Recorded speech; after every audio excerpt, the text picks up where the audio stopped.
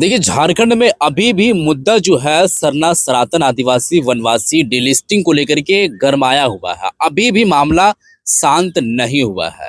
इसी बात पर फिर एक मर्तबा मुखरता के साथ बयान करते हुए नजर आई हैं ज्योति भेंगरा, जो है समाज सेवी हैं। समाज के लिए हमेशा ये अपने समाज के लिए खड़ी रहती हैं। अब इनका मैं वीडियो आप लोगों को दिखाया था कि आखिर में ये क्या कुछ कही थी 2-3 दिन पहले।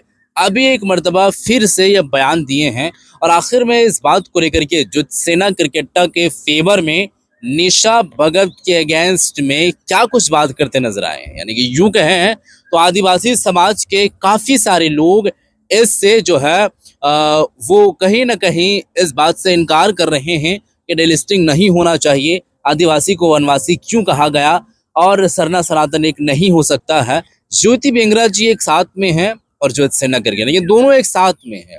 और ज्योति सेना करकेट्टा को लेकर के ज्योति भेंगरा का क्या कुछ कहना है, ये क्या कुछ बयान दे रही हैं, आप लोगों के सामने मैं वीडियो रखने वाला हूं बाज़ाब्ता, और उस वीडियो को मैं दिखाने वाला हूं, जिस वीडियो को देख करके आप लोगों को पता चलेगा कि आखिर में क्या कुछ हो रही है झारखंड के अंदर में, और इनका क्या कुछ इन सब सारे चीज़ों पर बयान निकल करके सामने आ रही है। तो काफ़ी सारे चीज़ों को लेकर के बात किए हैं। कास्ट सर्टिफिकेट वाला भी मामला सामने आया था कि जो सेना क्रिकेटा के पास दो जो है जाति प्रमाण पत्र है कि वो एक मुंडा समाज से हैं और दूसरा जो है उरांव समाज से हैं। आखिर में वो है किस समाज से? मुंडा जनजाति में वो आते हैं, उरांव में आते हैं। उनका कास्ट सर्टिफिकेट में जो नाम है वो आखिर में वो उरांव में है या फिर मुंडा में है। इसके बारे में भी मैं बता चुका था पहले कि ये डिस्क्राइब कर दिए थे बाज़ाब्ता, पूरा जो है फाइल लेकर के आए थे और प्रूफ भी, एविडेंस भी पेश किए थे कि मैं जो है पैदाइशी मुंडा समाज से यानी कि आदिवासी हूँ और मुंडा समाज से हूँ, मैं उरांव समाज से नहीं हूँ, असली मुंडा हूँ। तो उनका ये कहना है। अब इसी बात को लेकर के फिर इनका बयान सामने आया है। तो आखिर में मैं वीडियो आप लोगों को दिखाने वाला हूँ। वीडियो पहले आप लोग देख लीजिए, फिर मैं आगे की बातें करेंगे कि आखिर में क्या कुछ है। वीडियो पहले आप लोग दर्शकों दीदी क्या कहेंगे जिस तरह से जाति को लेकर के आरोप प्रत्यारोप लग रहा है इस पर?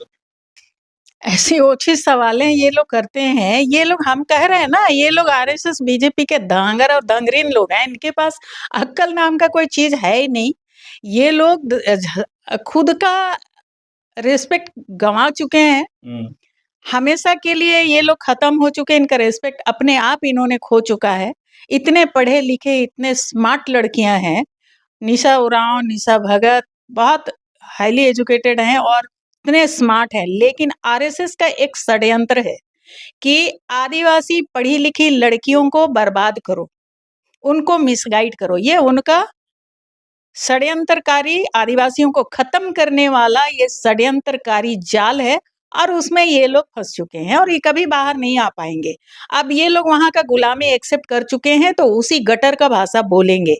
वहां जो जाता है वो कभी आ ही नहीं पाता है। जिस तरह हमारे जितने हमारे आरएसएस के सीएम्स हैं, आरएसएस बीजेपी दोनों एक ही है, उनके जो सीएम्स हैं वो कभी वहां से बाहर नहीं आ पाएंगे। वो कभी समाज के भला कर नहीं पाए और जो कर रहा है उसके ऊपर दोषारोपण करना ही इनका राजनीति है और यही इनको ट्रेनिंग मिला है। पता नहीं क्या घुटी पिया है, ये लोग को रहने दो। ऐसे लोग हमेशा आते जाते रहते हैं, हर युग में ऐसे लोग पैदा होते हैं, तो ऐसे होते रहते हैं। और इनकी बात अब जाति पर सवाल ज्योत्सना किरकेटा पर उठाना है, तो जब ज्योत्सना किरकेटा को ये लोग अच्छे से जानते हैं और उस पर जाति का, अरे उसमें उरांव लिख दिया था, कल मैं भी उनका पीसी देख रही थी, उसमें उरांव लिख दिया तो लिखने वाले की गलती है ना। तो लिखने वाले की गलती है, उस पर कार्रवाई होनी चाहिए भैया। आप इस तरह, लेकिन वो तो सुधर जाता है, सुधर गया, और लिखा है, 2 सर्टिफिकेट लेके है तो बोलो, चिल्लाने लगो कि तुम भी उरांव का भी फायदा ले रहे हो, मुंडा का भी फायदा ले रहे हो। ये कौन सा बात करने का है? ईसाई लोग अभी तक डिलिस्ट हुए नहीं। उसका बड़ा बाबा जो है ना, अमित शाह, वहां दिल्ली बुलाया था डिलिस्टिंग के लिए, बेचारा बोल नहीं पाया।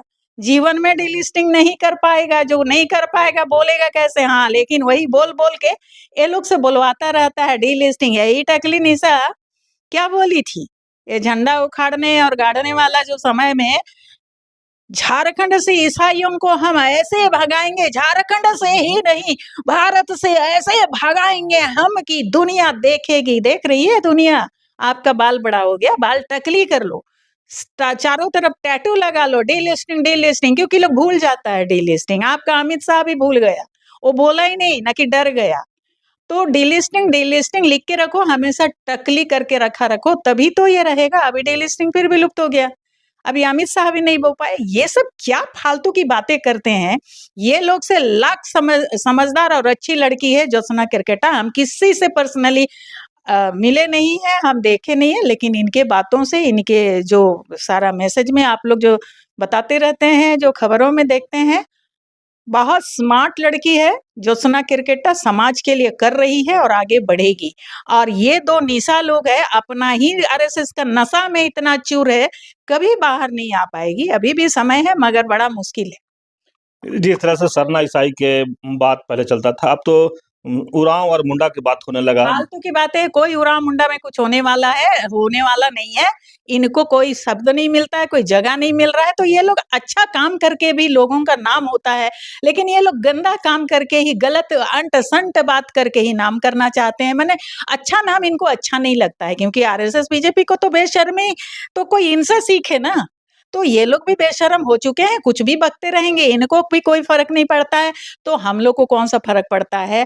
अब ये लोग के चिल्लाने से क्या ज्योत्सना केरकेटा का मुंडा हट जाएगा? ये जितना चिल्ला ले, जो करना है कर ले, करके देख ले, कुछ होने जाने का नहीं है। लेकिन कोई समाज के लिए अच्छा कर रहा है, उसके पीछे लगना ही इनका सिलेबस है, तो करेंगे। उसके लिए ही इनको रखा गया है, तो करेंगे।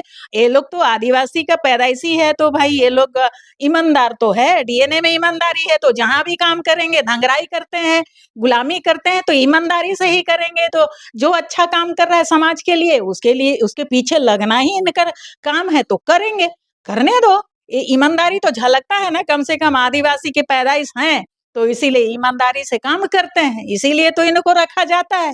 और उरांव लोग को सबसे ज्यादा रखा जाता है, लगता है मुंडा लोग कम है उसमें, उरांव लोग ज्यादा ईमानदारी है लगता है, और मुंडा लोग ये सब में कम पड़ते हैं। तो जी हाँ दोस्तों, जैसे कि वीडियो आप लोगों ने देख ली है, और इस वीडियो को देखने के बाद आप लोगों को क्या पता लगा? आखिर में इनका यही कहना है, ज्योति बेंगरा जी, कि देखिए अभी जो माहौल बिगाड़ने की कोशिश हो रही है लगातार आदिवासियों के बीच में, ये देखा जा रहा है कि उकसाने की लोग कुछ कुछ कोशिश कर रहे हैं, जो ये सरासर गलत है और ऐसा नहीं होना चाहिए। आदिवासियों को सबसे पहले तो ये 15 करोड़ से भी ज्यादा आबादी है पूरे देश की, अगर बात करें तो अभी तक धर्म कोड इनको नहीं मिला है। धर्म कोड सबसे पहले इनको मिलना चाहिए, हम लोगों को मिलना चाहिए।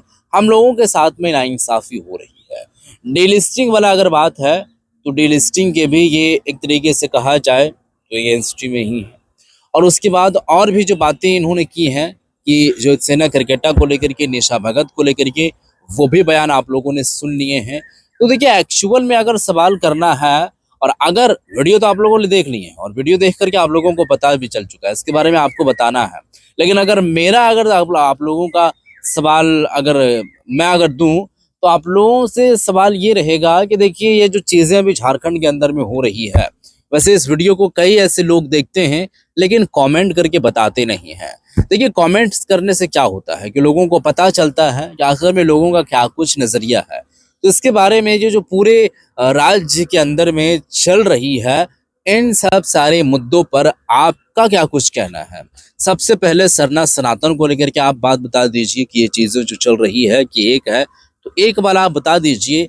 और आदिवासी को वनवासी जब कहे हैं अमित शाह, गृह मंत्री अमित शाह, तो इसके बारे में भी आप बता लीजिए कि ये कह देने से कुछ ऐसा हुआ नहीं, या हो बहुत कुछ गया, बोलना उनको नहीं चाहिए था, ये भी आप बता दीजिएगा। इसके बाद जो है और भी कई ऐसे मुद्दे हैं जो अभी राज्य के अंदर में चल रहे हैं, खासकर डीलिस्टिंग वाले की अगर बात करें तो डीलिस्टिंग होना चाहिए या फिर नहीं होना चाहिए, वो आप बता दीजिएगा। प्लस में ये जो समाज सेवी ज्योति बेंगरा है, इनका बयान आप लोगों को कैसा लगा? ये जो बात की है, इनके बयान से आप किस तरीके से सहमति जताते हैं और आपका क्या कुछ विचार है, वो आप कमेंट सेक्शन में जरूर बताइएगा कि आप लोगों का आखिर में क्या कुछ कहना है। देखिए अभी राज्य के अंदर में और भी चीजें होनी है, आगामी 18 जून को चुनाव भी है राज्यसभा का 2 सीटों से, तो देखते हैं कि क्या कुछ होगा। लेकिन आप इस वीडियो को ज्यादा से ज्यादा शेयर कर दीजिएगा। मिलते हैं फिर एक नई वीडियो के साथ, अब तक के लिए खुदा हाफिज।